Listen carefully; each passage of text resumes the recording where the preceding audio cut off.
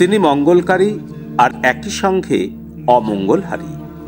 ভগবান হনুমান সম্পর্কে সচরাচর এমনটাই বলা হয়ে থাকে।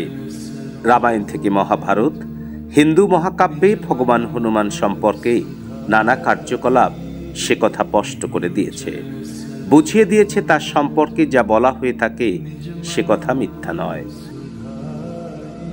এখন যেখানে দাঁড়িয়ে আছি এটি কাকিনাড়া মাদ্রাল, উত্তর 24 পরগনা জেলার কাকিনাড়া মাদ্রালের দিঘির পার, একটা বিশাল দিঘি, সেই দিঘির পারে দাঁড়িয়ে আছি। আজকে আপনাদের সঙ্গে পরিচয় করাবো যে সুপ্রাচীন হনুমান মন্দির রয়েছে এখানে, সেই দৃশ্য, সেই মন্দিরের যে সুলোক সন্ধান করবার জন্য আজকে এসেছি উত্তর 24 পরগনা জেলার কাকিনাড়ার মাদ্রালে রয়েছে এই মন্দিরটি। সেই মন্দিরের সঙ্গে, সেই প্রাচীন মন্দিরের সঙ্গেই হচ্ছে আপনাদের আজকে পরিচয় করাবো, সেই জন্য এসছি। নানা ধর্মের নানা রং, মুশকিল আসান বজরং, এই স্লোগানের উপরেই ভিত্তি করে বহু মানুষ কিন্তু এখানে আসছেন। সেই দৃশ্য আপনাদের সামনে তুলে ধরবো, পুরো ভিডিওটা দেখুন। আমাদের দেশের জন্য নানা সমস্যায় মানুষ জড়িয়ে পড়েন, সেক্ষেত্রে তিনিই দুর্গতকে পথ দেখান, তাকে সংকট থেকে রক্ষা করেন। ঠিক এতটাই প্রভাবশালী ভগবান হনুমান। সবচেয়ে বড় কথা, সত্য, ত্রেতা, দাপর অথবা কলি, যাই হোক না কেন হনুমান অমর, সব যুগেই তিনি সমানভাবে বিরাজমান। বঙ্গ সমাজে অতীতে ভগবান হনুমানজির এই সব গুণাবলীর ব্যাপারে ততটা পরিচিত ছিল না, কিন্তু বর্তমানে অবাঙালি সম্প্রদায়ের উন্নতি এবং হনুমান ভক্তি দেখে বাঙালি সমাজও অনেকটাই হনুমান আরাধনা শিখেছে।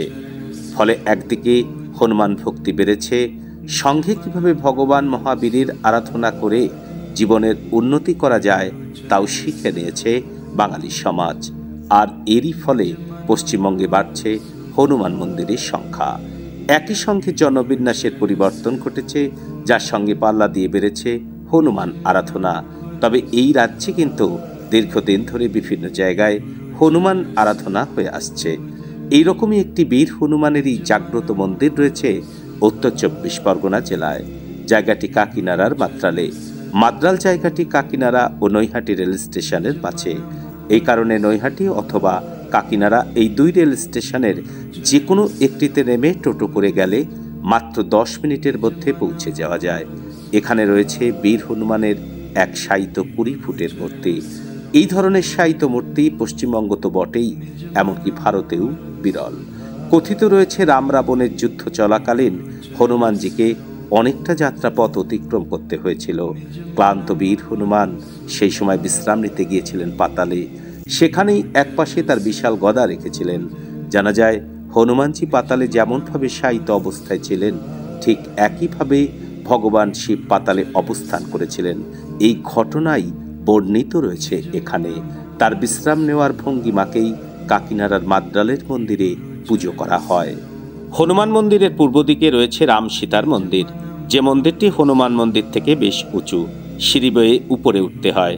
মন্দিরের ভেতরের এক পাশে রয়েছে রাম সীতা লক্ষ্মণের মূর্তি, তাদের পায়ের কাছে রয়েছে হনুমানজি, অপর প্রান্তে রয়েছে রাধাকৃষ্ণের মূর্তি। দেওয়ালে রয়েছে বিভিন্ন ধরনের দেবদেবীর মূর্তি, রয়েছে রাম লক্ষ্মণ সীতার মূর্তি এবং রাখালের সাথে কৃষ্ণের মূর্তি। আর মন্দিরের ভেতরের দেওয়ালে রয়েছে বিভিন্ন ধরনের দেবদেবীর মূর্তি। রাম সীতা মন্দির থেকে বেরোলে পিছনের দিকে তাকালেই চোখে পড়বে অন্নপূর্ণা দেবীর মন্দির। সামনের বিশাল অংশ জুড়ে রয়েছে সুসজ্জিত পার্ক, সবুজ লনে বসার ব্যবস্থা রয়েছে। সেই হনুমান মন্দির, বজরং মন্দিরটি সামনে রয়েছে, আর ওই মন্দিরের ঠিক পেছনেই রয়েছে হচ্ছে দেবী অন্নপূর্ণা মন্দির। সেই দেবী অন্নপূর্ণা মন্দিরের লনে এখন দাঁড়িয়ে রয়েছে। এই দেবী অন্নপূর্ণা মন্দিরটি অসাধারণ সুসজ্জিত, বহু প্রাচীন, সেটা আসলেই বোঝা যায়। দেবী অন্নপূর্ণা মন্দিরের যদি উপরে সিঁড়ি বেয়ে উপরে ওঠেন, সেখানে দেবী অন্নপূর্ণার মূর্তি রয়েছে এখানে, আর নিচের গর্ভগৃহে রয়েছে হচ্ছে শিবের মূর্তি। এবং এই মন্দিরের যে সামনের যে অংশ, সেই সামনের অংশে সুসজ্জিত বাগান রয়েছে, বসবার জায়গা রয়েছে। একদম পার্ক করা রয়েছে, বসবার জায়গা রয়েছে, সুন্দর সুসাদৃশ্য সাজানো গোছানো এই মন্দিরটি রয়েছে। কিন্তু এই একই সঙ্গে হনুমান মন্দিরের সঙ্গেই কিন্তু একই জায়গার মধ্যে কিন্তু এটা রয়েছে, সামনে হনুমান মন্দির আর পেছনে রয়েছে হচ্ছে অন্নপূর্ণা দেবীর মন্দিরটি। সেই মন্দিরটিও কিন্তু অসাধারণ। মন্দিরের মূল প্রবেশদ্বারের দুপাশে একটিতে ময়ূর, আরেকটিতে শিবের বাহন নন্দীর প্রতিমূর্তি রয়েছে। সামনে রয়েছে বড় একটি স্তম্ভ, তার দুপাশে দুটি সিংহ রয়েছে। মন্দিরের দেওয়াল জুড়ে খোদাই করা ভাস্কর্যে হিন্দু মহাকাব্যের বিভিন্ন দৃশ্য সুন্দরভাবে ফুটিয়ে তোলা হয়েছে, যার মধ্যে রয়েছে সমুদ্র মন্থন, শ্রীরাম লক্ষ্মণ, সীতা, গোপালের চরিত্রে ভগবান কৃষ্ণ, বাসুদেব বালগোপালকে ঝুড়িতে করে নিয়ে যাচ্ছেন, নোনাচল পর্বত থেকে শুরু করে আরও অনেক কিছু। এই মন্দিরে মা দুর্গা অন্নপূর্ণা রূপে পূজিতা হন, সঙ্গে রয়েছেন বাবা মহেশ্বর। পেছনের দেওয়াল জুড়ে রয়েছে সমুদ্র মন্থনের চিত্র। নিচের গর্ভগৃহে বড় একটি শিবলিঙ্গ। দিঘির পাশে রাস্তা দিয়ে গেলে সরাসরি শিবলিঙ্গের কাছে পৌঁছে যাওয়া যায়। মাদ্রাল এখন মফস্বল শহর হলেও একদা ঐতিহ্যময় প্রাচীন বর্ধিষ্ণু গ্রাম ছিল। এই গ্রামেরই জমিদার বংশে জন্মগ্রহণ করেছিলেন বাঙালি শার্লক হোমস পঞ্চানন ঘোষাল। রাস্তা থেকে শুরু করে দাতব্য চিকিৎসালয়, বহু জনহিতকর কাজের সঙ্গে যুক্ত ছিলেন তিনি। ব্রিটিশ আমল থেকেই মাদ্রাল গ্রামে রয়েছে 100 বিঘার উপরে জঙ্গলাকীর্ণ দিঘি।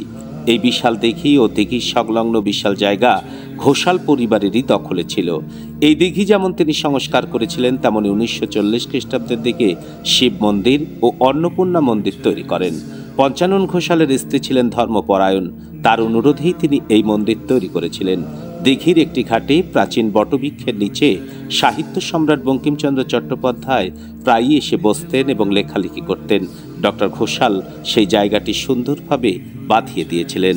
দিঘির পাড় জুড়ে একসময় 8টি মন্দির ছিল, বর্তমানে রয়েছে 7টি মন্দির। অন্নপূর্ণা টেম্পলের যে পাশে, সেই পাশে রয়েছে হচ্ছে সুবিস্তৃত জলরাশি, একটা বিশাল বড় দিঘি। সেই দিঘিতে বোটিং করার ব্যবস্থাও রয়েছে। আর রয়েছে একটা সুসাদৃশ্য বাচ্চাদের পার্ক, বাচ্চাদের নানা রকমের খেলনার উপকরণ রয়েছে। সেই পার্কের মধ্যে একাধিক বসার জায়গা রয়েছে এবং যে জলাশয়টা রয়েছে, যে দিঘিটা রয়েছে, একটা বৃহৎ অংশ জুড়ে কিন্তু এই দিঘিটি রয়েছে এবং বোটিং কিন্তু এখানে অনেকেই বোটিং করছে, বোটিংয়ের ব্যবস্থা রয়েছে। এই উত্তর 24 পরগনা জেলার এই কাকিনাড়া মাদ্রালে রয়েছে এমন অপূর্ব সুন্দর একটি জায়গা, যে জায়গা একটি হনুমান মন্দির, অন্নপূর্ণা মন্দিরকে কেন্দ্র করে। হনুমান মন্দির, রাম সীতা মন্দির, রাধাকৃষ্ণ মন্দির, অন্নপূর্ণা মন্দির, শিব মন্দির, কালী মন্দির ও সিদ্ধিদাতা গণেশ মন্দির। এক সময় এখানে বিশ্বকর্মা মন্দির ছিল, সেটা ধ্বংসপ্রাপ্ত হয়েছে, এখন আর নেই। পঞ্চানন ঘোষাল অন্নপূর্ণা শিব মন্দির সম্পূর্ণভাবে নিজের উদ্যোগে করলেও হনুমান মন্দির সহ অন্যান্য মন্দির তৈরি করতে শ্রীরাম গুপ্তা নামে এক ব্যবসায়ী সাহায্য নেন। এই মন্দিরের সাথে ওতপ্রোতভাবে যুক্ত দুই ব্যক্তিত্ব ডক্টর পঞ্চানন ঘোষাল ও শ্রীরাম গুপ্তা গত হলে মন্দিরটি বন্ধ হয়ে যায়। প্রায় 30 বছর মন্দিরটি বন্ধ থাকায় স্থানটি জঙ্গলাকীর্ণ হয়ে পড়ে। 2004 সাল নাগাদ কিছু উদ্যমী ধর্মপরায়ণ মানুষ তারা উদ্যোগ নিয়ে মন্দির চালু সহ এলাকাটি সুসজ্জিত করার চেষ্টা করেন। সর্বদেব দেবীর মধ্যে যেমন গণেশজি পূজিত হন, এখানে কিন্তু তার কোনো ব্যতিক্রম হয়নি। মন্দির চত্বরে প্রবেশ করলেই সুন্দর ছোট্ট একটি গণেশ মন্দির দেখতে পাওয়া যায়।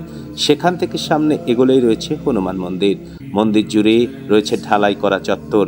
এই অংশে রয়েছে একটি বৃক্ষ, যেখানে ঈশ্বর বিশ্বাসী মানুষ মনস্কামনা পূরণের জন্য লাল চেলি বাঁধেন।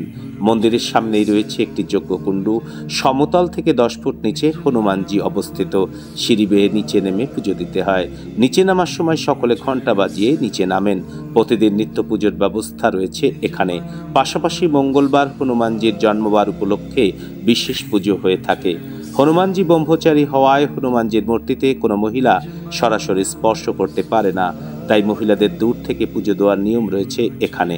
পুরাণ অনুযায়ী রাম সীতার দ্বারা বরপ্রাপ্ত হয়ে হনুমানজি অমরত্ব লাভ করেন। বিশ্বাস করা হয় তিনি আজও জীবিত এবং সর্বক্ষেত্রেই বিরাজমান। সমস্ত মন্দিরগুলোতেই 3 বেলা নিত্য পুজো হয়। মন্দিরে সারা বছরই কোনো না কোনো অনুষ্ঠান পালিত হয়ে থাকে। সরস্বতী পুজো থেকে শুরু করে দোলযাত্রা, রথযাত্রা, লক্ষ্মী পুজো, দুর্গা পুজো, কালী পুজো, সব পুজোই এখানে অনুষ্ঠিত হয়। মন্দির চত্বর জুড়ে রয়েছে সুন্দর একটি পার্ক। পাশের বিশাল দেখেই সেই পরিবেশকে আরো মনোগ্রাহী, মনোরম করে তুলেছেন।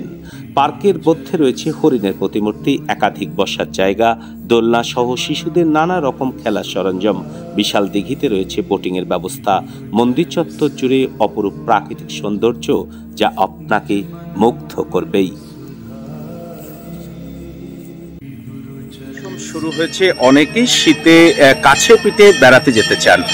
কেউ যদি একবেলার জন্য বেড়াতে আসতে চান বা একবেলার জন্য একটি নিলিবিলি সময় কাটাতে চান, অবশ্যই তারা কিন্তু এই জায়গাটিতে আসতে পারেন। একটা নতুন অভিজ্ঞতা হবে আপনাদের। অপূর্ব সুন্দর এই জায়গাটি কিন্তু রয়েছে কাকিনাড়া স্টেশনের কাছে। কাকিনাড়া থেকে টোটোয় করে 10 মিনিট, এবং নৈহাটি, কেউ যদি কাকিনাড়া থেকে না আসতে চান তাহলে নৈহাটি স্টেশন থেকেও কিন্তু টোটোয় 10 মিনিটের মধ্যে পৌঁছে যাবেন এই সুন্দর জায়গাটিতে। আজকের ভিডিওটি এখানেই শেষ করছি। আবার দেখা হবে আরেকটি নতুন ভিডিওতে। আপনারা ভালো থাকবেন, সুস্থ থাকবেন।